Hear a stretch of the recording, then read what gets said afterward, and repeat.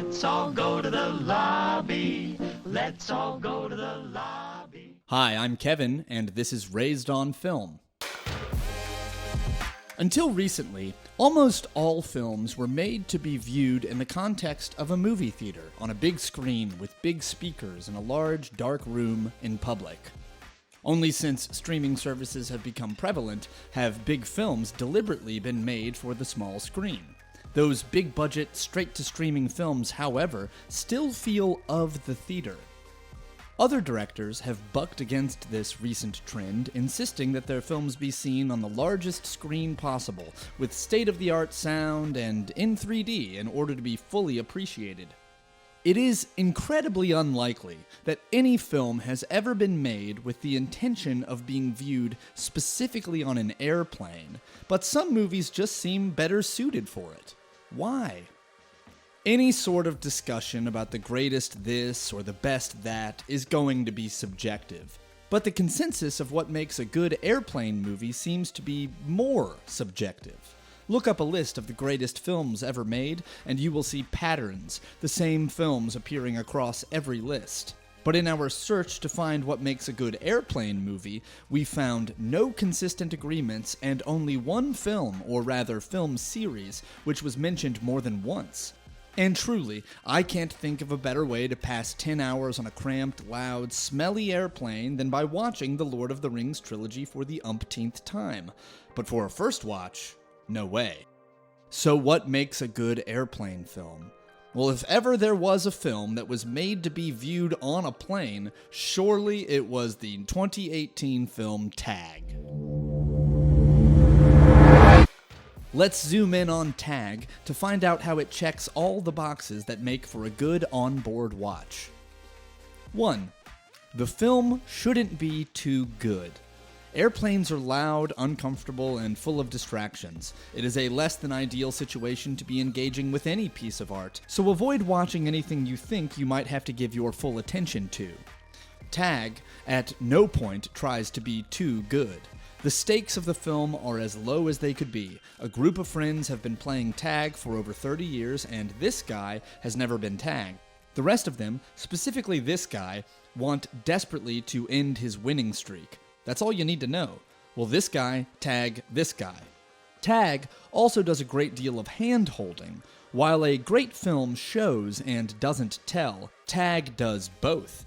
It shows and then tells. The opening scene of the film is Ed Helms getting a job as a janitor specifically so he can tag John Hamm. And when all is said and done... You got a job at my company so you could try to tag me? So, if for some reason you nodded off, or got a message from the captain, or let your eyes lose focus as you imagined in vivid detail the wings tearing off the plane, sending you and everyone you love nose-diving in a death spiral, and you lost track of what was happening... What happened? Well, Jerry woke up early, got some grounds crew to go out in the woods, build some snares and a swinging log trap, and wear matching outfits to act as decoys. The film is there to state explicitly what just transpired and why.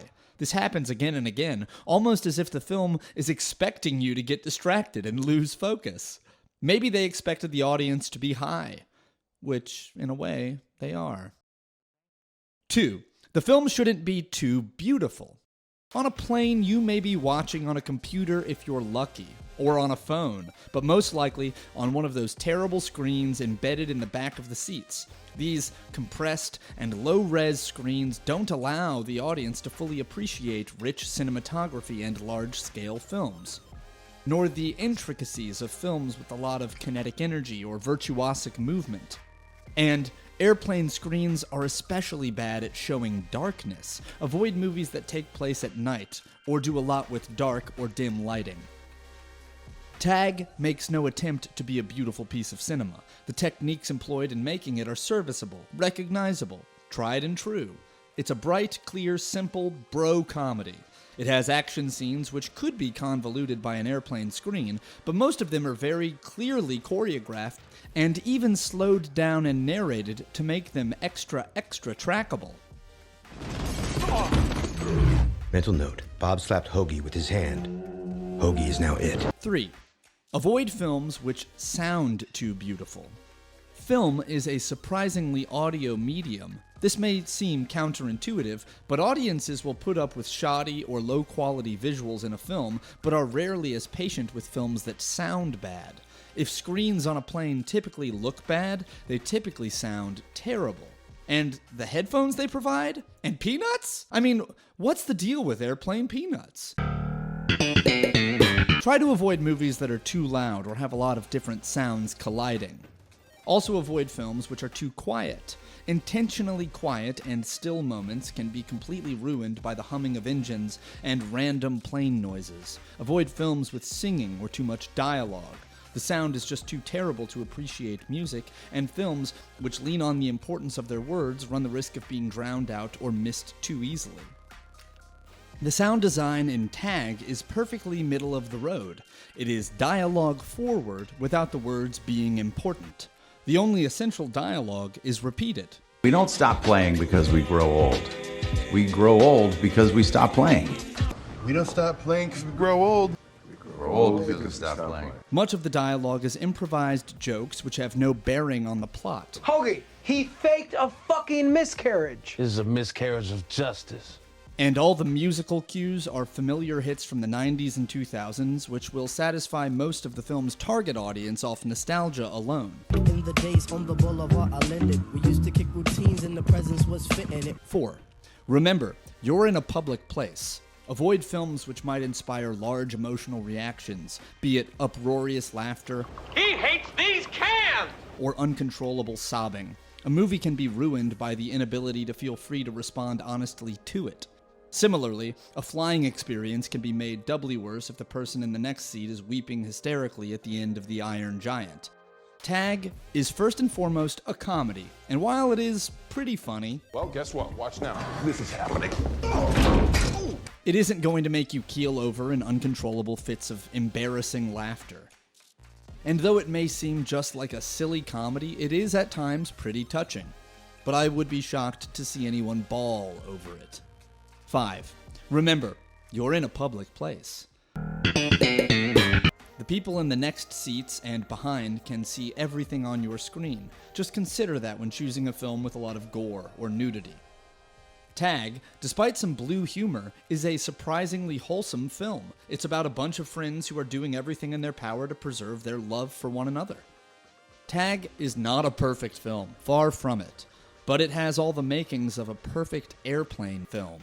It's unpretentious, low stakes, fun, silly, and stupid without being devoid of heart. In fact, its biggest strength is its heart. Every actor in the film seems to genuinely be having a great time, and that goes a long way. Nothing can ruin a film faster than an undercurrent of duty or pretension. Though a thoroughly run-of-the-mill film, Tag is not bad. Sometimes it and films of its ilk are just right. Because sometimes we don't want to be floored by a great work of art, and sometimes it might even be inappropriate. In some circumstances, all we need is something better than staring at the back of a seat. Thank you so much for watching Raised on Film. What do you think is a perfect airplane movie? Leave it in the comments below, and if you like what we do, like, subscribe, share, hit the bell so you can get those notifications, tell your friends, word of mouth is always good, and stay tuned. We've got more coming.